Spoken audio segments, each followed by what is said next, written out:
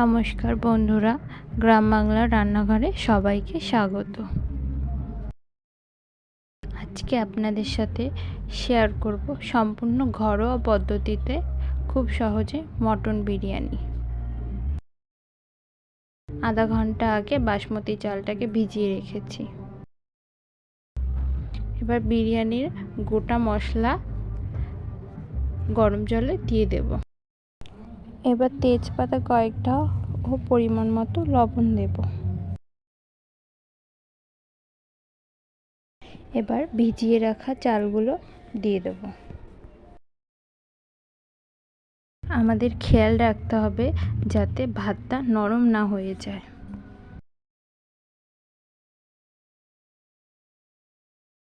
চাল দেওয়া হয়ে গেছে, ঢাকনা দিয়ে ভাতটাকে 50% করে নেব।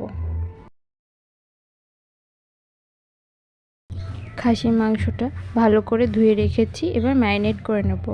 শুকনো লঙ্কার গুঁড়ো, হলুদ, লবণ, সর্ষের তেল, পেঁয়াজ কুচি, আদা জিরা বাটা ও পেঁয়াজ রসুন বাটা দিয়ে ভালো করে ম্যারিনেট করে আধা ঘন্টা রেখে দেব।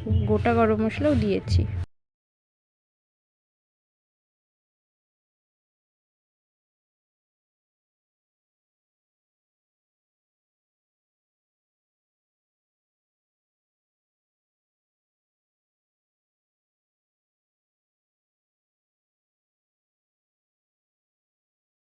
এবার প্রথমে পেঁয়াজ কুচিগুলোকে লাল লাল করে ভেজে নেব বা বেরেস্তা বানিয়ে নেব।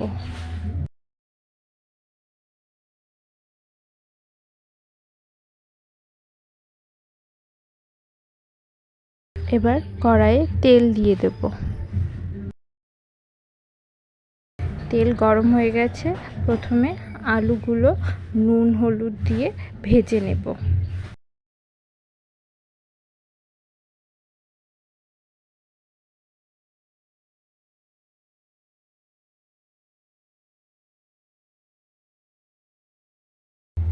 আলুগুলো ভাজা হয়ে গেছে, নামিয়ে নেব।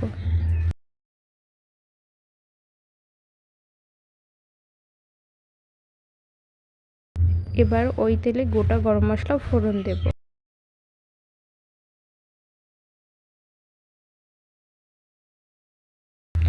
ও পেঁয়াজ কুচি দিয়ে কিছুক্ষণ ভেজে নেব।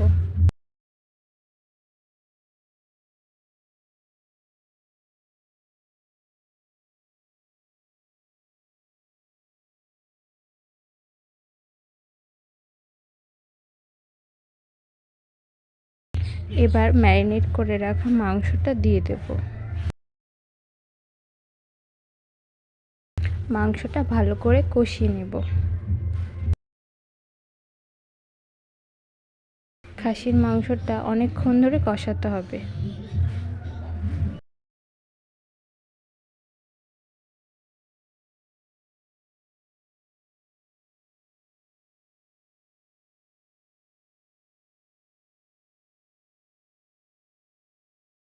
এবার ভেজে রাখা আলুগুলো দিয়ে আরও কিছুক্ষণ কষিয়ে নেব।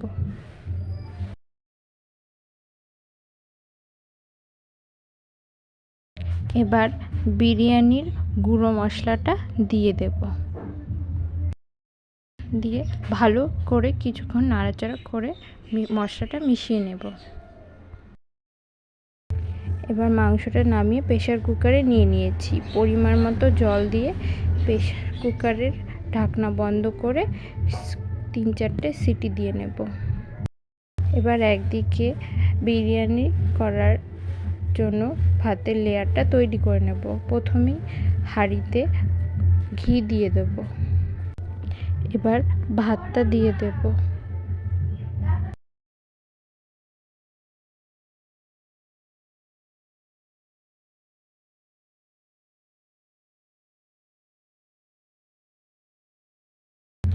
এবার মাংসগুলো দিয়ে দেব।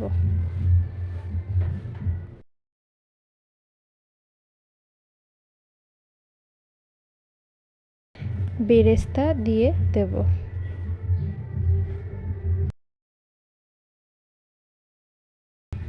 আবার তার উপরে ভাতটা দিয়ে দেব।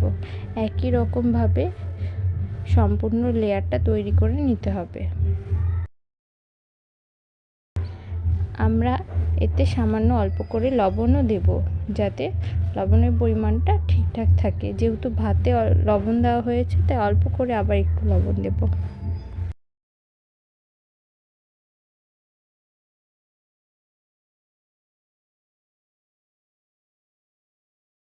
একই রকমভাবে পুরো হাঁড়িটা সাজিয়ে নেব।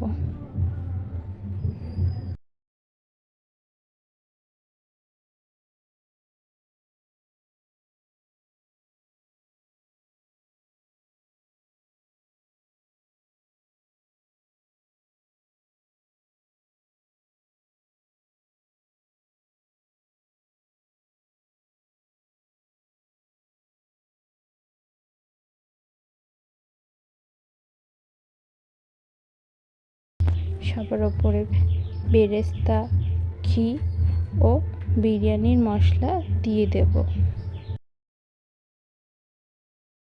এবার ঢাকনা দিয়ে দমে বসিয়ে দেবো বিরিয়ানিটা।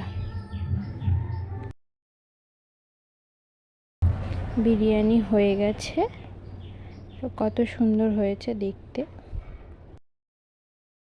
এইভাবে একবার খুব সহজেই বাড়িতে বানিয়ে দেখতে পারেন মটন বিরিয়ানি। ভিডিওটা যদি ভালো লাগে তাহলে লাইক, কমেন্ট, শেয়ার ও পেজটি ফলো করে পাশে থাকবেন।